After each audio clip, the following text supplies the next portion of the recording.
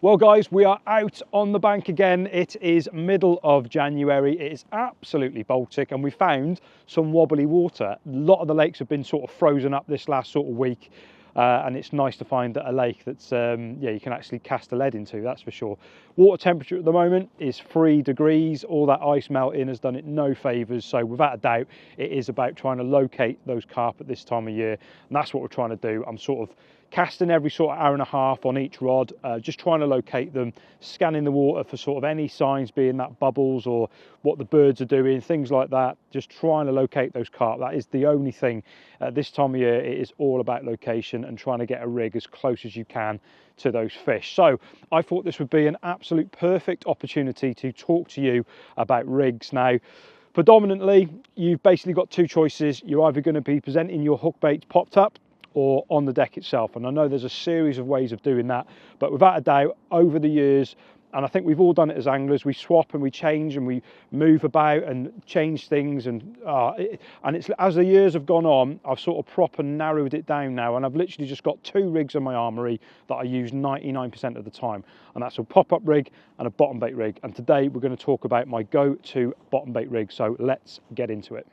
Okay, so my go-to bottom bait rig is that fella there. That is the trapped hair combi rig. Now, that is amalgamation of probably 25 years of carp fishing, sort of all coming into one, and that is where I'm at the moment with it. I've been using this for probably the last 3 to 4 years, and I've had some really wicked results on it, home and abroad. I've caught some amazing fish over the pond and some really nice fish over in the UK as well. And every time I'm presenting now my sort of hook baits on the bottom of the actual lake bed, that is the rig that I favour. I love its mechanics, I love how it works, and it's that old saying of just giving them enough rope to hang themselves, and that is what this rig covers. So we'll talk about how we tie it and why I like it so much. So in terms of the mechanics of the rig, first off, the boom section there is the new Illusion in the Naturals green and a 20 £. Now I love that hook link. I use that even when I'm using sort of Ronnie rigs. That is the boom section I use, and I don't sort of change it when I'm presenting on the bottom as well. 100% of my fishing, that is the hook link I use for the boom section on any rig. That is what I use. So what I like about it, it's not like crazy stiff. You know, if it lands over some debris, if it's a little twig, you know, in the bottom of the lake bed, and it just has to go over a little stone or something like that, it will follow that. It's not going to sort of sit against it and kick up out the way. So that is why I favour that, the Illusion in the Naturals green in 20 £. Now that is actually tied to our new mega soft supple braid. It's really thin, and with aiding that, I think that aids in it being so supple as well. So again, that's attached combi ring style, and if you see there, the movement that the rig gives itself between the sort of boom section and the supple section, that is the area that comes into play when that fish picks that hook bait up. That movement of allowing that hook to move 360 degrees in every direction, and that is down to that braid being really supple. For me, that's what hits home. You know, the hook, I've always said a hook that can move more performs better. If the rig can move more in the water, you've got a much better chance of hooking those fish. And for me, that movement is absolute key. And I've probably got probably 10 centimeters there, maybe 10-12 centimeters of movement on the actual combi section, and moving down to the hair itself. Now this is the big talking point. This is the trapped hair section. So why I favor the trapped hair purposely is I've looked at all other sort of rigs. You know, I know there's options to do the ring blowback and the silicone blowback and then the slip D, and I've tried all those rigs. I've used them for not a short amount of time, for years, you know, literally years and years, and I've caught fish on them, but I just feel the trapped hair just offers that little bit more. You know, for me, we get picked up so many times by the fish. You know, we've seen that from the underwater cameras where, you know, you're talking like some of the best anglers in the country are having their rigs picked up and spat out constantly. And for me, it's, you know, where we've all sort of come to common ground is having a rig that resets itself is the one you need to go for. It's having it reset, ready for the next pickup until that one nails it. You know, getting picked up and spat out is part of fishing. It's happened, it's going to happen forevermore. There's no absolutely perfect rig that nails every single time, but for me, the trapped hair just offers me the opportunity of getting, if we get picked up and spat out, once it resets, it's resetting exactly how I want it to. Where if I look at the sort of the ring blowback and the silicone blowback, for example, once that fish picks up and blows out, the silicone moves. And you wouldn't cast it out like that, but yet it's reset like that. Same as the ring blowback. It looks perfect on the bank and when you're holding the rig, but once it's out in the pond, is that ring then more further up by the eye of the hook? I just don't know. So for me, the trapped hair, once it gets picked up and spat out, which it's going to, it resets exactly how I want it to. It's resetting exactly how it is here. And that's why I favour the trapped hair. It's knowing that it's always sitting there perfectly ready for the next pickup if the first one hasn't hit home. And then I've got that tied just to a very micro ring swivel. And the reason I haven't gone for sort of your traditional loop and threading a boilie stop through is that allows me to fish wafters as well. So the sort of weight of that micro rig swivel offsets the weight of the wafter. So my hook bait choice is as whatever I want it to be. And you can set this up with snowman, with single barrel wafters, with a single bait on its own, or an array of different sort of toppers and things like that.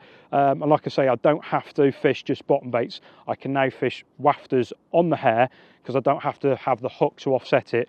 The offset weight is in the actual rig swivel itself, which is sitting inside the bait. And I literally just floss that on the top and that's it, good to go. So in a nutshell, that is my go-to bottom bait rig, which is the trapped hair combi. And now I'm going to quickly show you how to tie it and the components used. Okay, so first things first, guys, you're going to need your two materials that we are joining together for this to make the actual combi section. In this case, that is the fluorocarbon in the Illusion 20-pound natural green, and we're joining that via an Albright knot with the super soft braid in a 20-pound. So first things first, take your fluorocarbon and I trim off probably just over sort of a foot, I suppose. I'm probably trimming off there about 40 centimeters of that, and you're folding back about 4 inches. And I use that purposely because it just gives you a little bit more to work with and you're not sort of fumbling it. Once you've got your fluorocarbon loop like so, take your soft braid, and what we're doing with this, we're literally just passing it through the loop that you've made like so. And then all I'm doing then, guys, is I'm going to literally spin up the actual fluorocarbon, the two and the tag end. You see the tag end there? I'm actually going to whip up both bits 8 times up. So 1, 2, 3, 4, 5, 6, 7, 8, and then I'm going to whip back down 5. 1, 2, 3, 4, 5. And then what we're doing with this tag end, we're actually passing it through the first loop that you made on the actual braid. You can see the braid there. So I'm literally taking the tag end and passing it through that first loop like so. And then literally with your finger and thumb, just wet all this now with your mouth, bit of saliva. Once it's wetted down, all I'm doing is with these fingers and thumb, I'm pushing the knots or pushing the coils, and then with this finger and thumb, I'm pulling just slightly. So I'm pulling and teasing at the same time. And then what you're doing, you're sort of making those coils all sit up nicely together as you're pulling, and then it will bed down nicely. And then you've got a really nice neat knot there. And then once you've connected the two materials, bed them down, give them a good pull, trim the tag ends, and then you'll be left with a really nice neat knot like so. You can see that just against my thumb.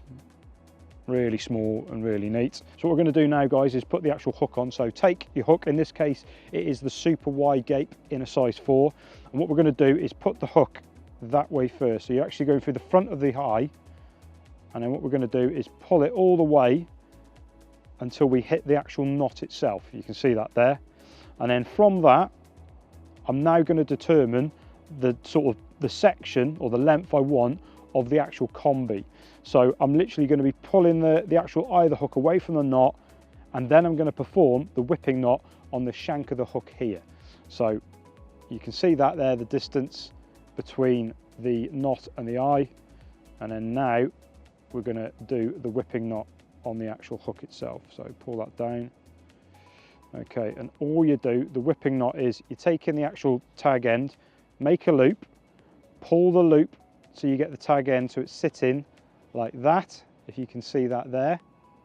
And then with this bit here, we're going to whip around the actual hook itself and the tag end. So taking the actual circle or the loop you've made and literally going 1, 2, 3, 4, 5.